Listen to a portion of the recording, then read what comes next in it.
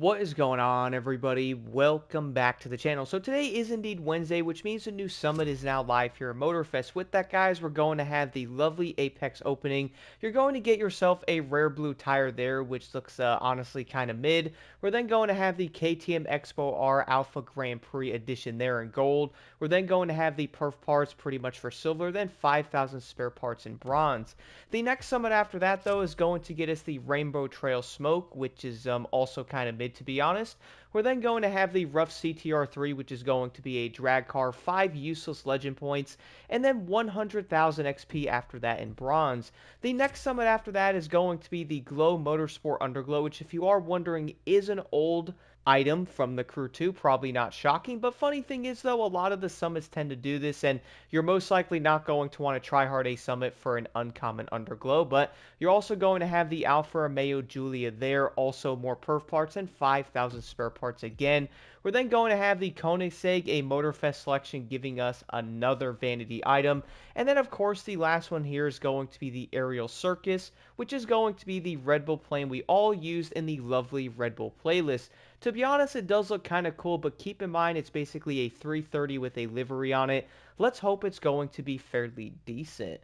Besides all of that, though, looking at this summit, guys, we are going to have the Pro Racing Modifier on this one, so I would say a lot of players are most likely not going to be the biggest fan of it. It is going to be cockpit view only, no nitro, no minimap, and no speedometer as well, so you're pretty much going to be immersed in a pro racing experience, I think.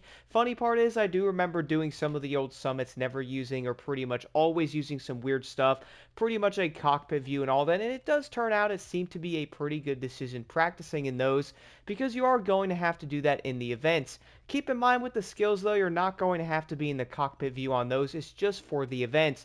The one thing I would recommend, though, is heading over to your options, guys, and also going over to the, I believe it's in controls. There it is. Make sure you guys do play an automatic for this. It's going to be much easier, which I would probably guess that everybody most likely will. But looking at the summit here, the first thing I am going to discuss is going to be the 3 slaloms. If you guys are wondering, I will not be using a score breaker set on any of them, just running a regular set. I think it's going to be a chemist set, pretty much running skilled on every single part, which is going to be a 70% booster. On this event here, I did end up getting 156,000 points. On the next one, I got 154,000 and then 157. So no, you do not have to have a score breaker set. You can still get a good score on them. But I would say if you're looking to get like the top of the leaderboards, then yeah, throw on a score breaker. If you're not and you're like me, pretty much jump in there and have a great time if you want to anyway.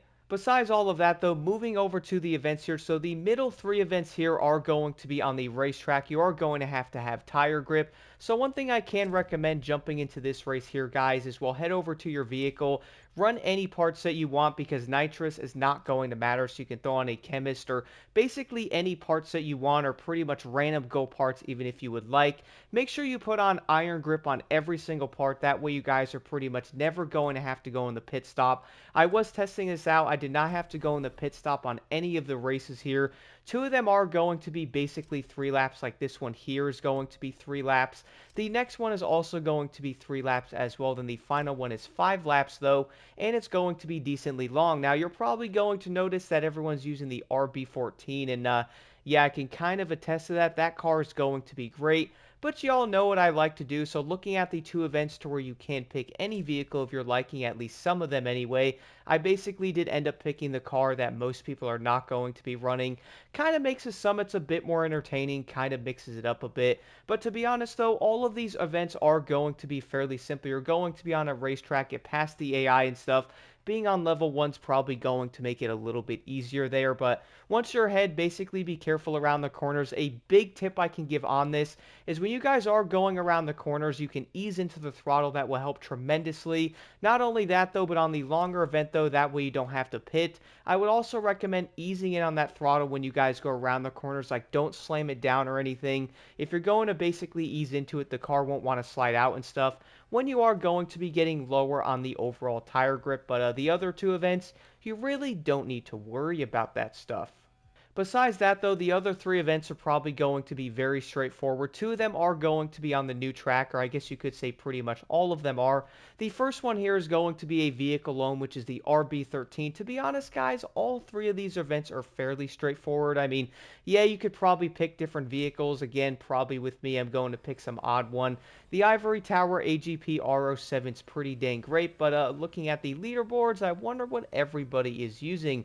You could probably tell the RB14 is going to be one of the #1 options, but I would recommend trying out the AGP, though I feel like this thing is pretty dang good. It might not be as good as the RB14, but I feel like it's still pretty dang decent.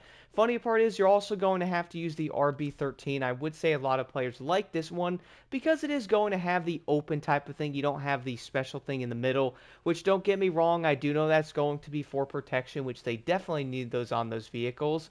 But if you're not going to be a fan of it, at least the RB13 is a little more easy to see out of it. Overall, though, guys, I would say the Summit is probably going to be on the, I guess, simple side in some way. Like, you don't need to worry about an insane part set. You pretty much jump into the event or something. Make sure vehicles max out. That's really all you need to worry about there. Overall, though, going after this Summit and pretty much looking at a blue tire, I'm going to guess right now and say many players might go, I mean, it's just a blue tire. I don't really need it. But if any of you guys have any questions, do let me know in the comments below. Besides all of that, let's jump right into the Summit.